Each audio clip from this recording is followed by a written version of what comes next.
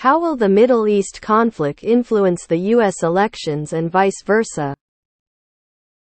A recent report shows that in states like Michigan, that have a significant Muslim population, President Biden has lost support due to his stance on the Middle East conflict and his support for Israel's right of self-defense.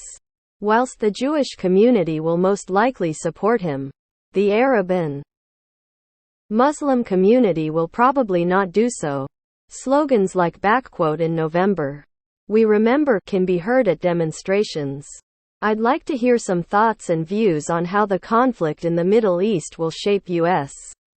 elections politics and how U.S. elections might shape U.S. politics in regard to the Middle East. Slogans like "in November, we remember." I feel like every time I hear some variation of that slogan, it inevitably turns out dead wrong. I seriously doubt Israel will still be performing major operations in 6 months. And 6 months after that, voters will have moved on to the next thing. For me, this is kinda like looking at polls. It's just too damned early to tell.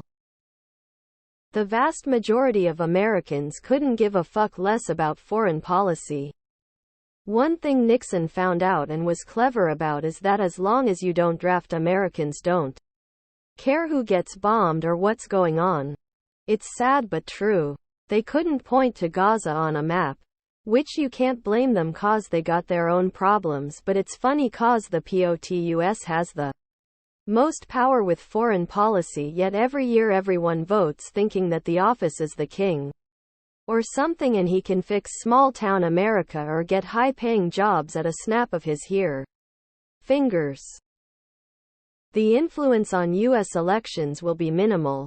People vastly overestimate the impact that foreign policy issues of any kind have on U.S. electoral politics.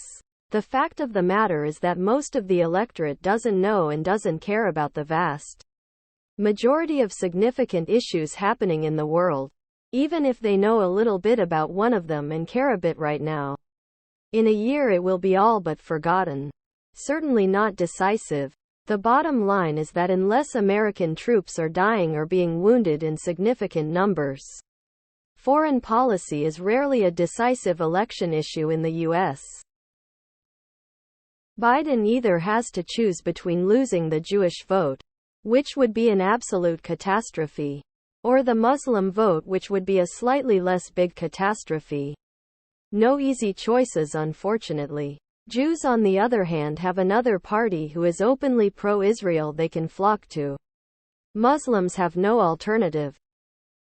Jewish populations are more significant than Muslim populations in the nation. A Jewish flip would also be more significant in the Electoral College. I think it's going to be a bigger influence on Democratic primary elections than the general presidential election. AIPAC is going to go hard after AOC, Rashida, Ilhan, Corey, Summer, etc. Any Dem who called for a ceasefire will likely be targeted with millions in attack ads, none of which will even mention Israel probably. Vastly more Americans support Israel over the Palestinians in this conflict. The most recent Ipsos poll that has been touted as showing slipping support for Israel has support for Israel at 32 and support for Palestinians at 4. The math here suggests Biden would be crazy to abandon Israel if he were just considering polling. With Michigan, which is considered large, only has a Muslim population of less than 250,000. That's before considering voter eligibility, how many are non-citizens and minors, and rate of voting. No affect. It won't. People don't care about what happens in other countries. They care about their own pocketbooks and whether or not their own rights are safe. But mud genocide. One of America's allies committed genocide. An actual genocide. Back in 1971. Richard Nixon completely turned a blind eye to it. Go look up how he did in the 1972 presidential election. Biden's position will be weakened. especially if a larger conflict occurs. The eventual Republican candidate might not even be better off either, though. It could end up being one of the lower turnout elections in several cycles. It's all just talk. Trump is infinitely farther on the pro-Israel side than Biden. Once the prospect of America not only assisting, but leading in actual genocide in Gaza actually becomes a reality, they'll get in line and vote blue. If not, they deserve what they get. Trump will expel all the Muslims he can from the country and ban any more from coming in.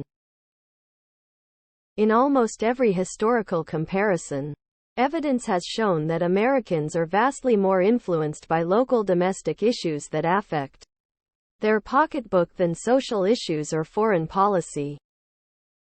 On election day, it will be a choice between left and right.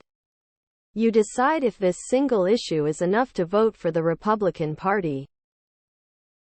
My hope is that Netanyahu resigns in the next few months, and someone takes over and disengages from Gaza and seriously considers putting forward a two-state solution. The current situation is untenable for the long term and will certainly hurt Biden. Biden is doing a great job as president. Better than I expected. I am disappointed in his support of the Israeli government and their disgusting tactics of killing more than 4,100 children. The U.S. is giving Israel $4 billion a year for defense, but now it's looking like genocide in Gaza. It has to stop.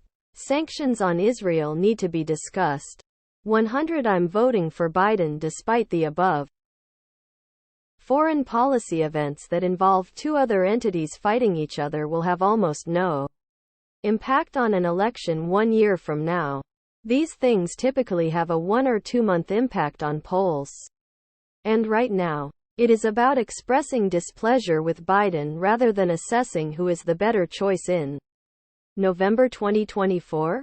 Additionally, to the extent it does matter what the loudest activist voices want actually popular, it would be a net electoral loser.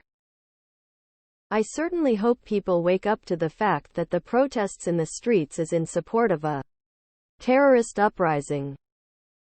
Can't possibly know since we have no way of knowing what will happen in the next 11 months. All you have to do is look at how the Middle East destroyed his chance of a second term. Gas prices through the roof. The Egypt-Israel peace treaty and the Iran hostage crisis. The hostages were released the day Carter left office. It's not looking good for President Biden as far as foreign affairs go. I'm not going to vote for him again. He really fucked up in my eyes with his hard Israel stance. We don't need to get involved in that type of shit. His old ass should have known better than to back a genocide. Go back to falling downstairs and smelling young girls' hair. It is irrelevant. The people who care about Palestinians are trivially small and don't vote. I don't know why Americans think they can resolve the Middle East conflict. It's been going on around 6,000 years. Sane people will realize President Biden is working to end the conflict and the alternative will invade Mexico and cancel our elections and our freedom. President Biden has lost support due to his stance on the Middle East conflict and his support for Israel's right of self-defense. Trump, Biden, and every past president are in agreement on this. And I see little point in dinging one of them over it regardless of your position. It's the youth's future that's at stake. If they don't mind living in an autocracy, without education, without tolerance, without body autonomy for women, etc., they'll have to live with their choice. Anyone who can remember life otherwise and voted that way will be dead and gone. It puts Biden at a serious disadvantage based on his response. Trump will have a better shot now. RFK Jr. should be the Democrats' candidate.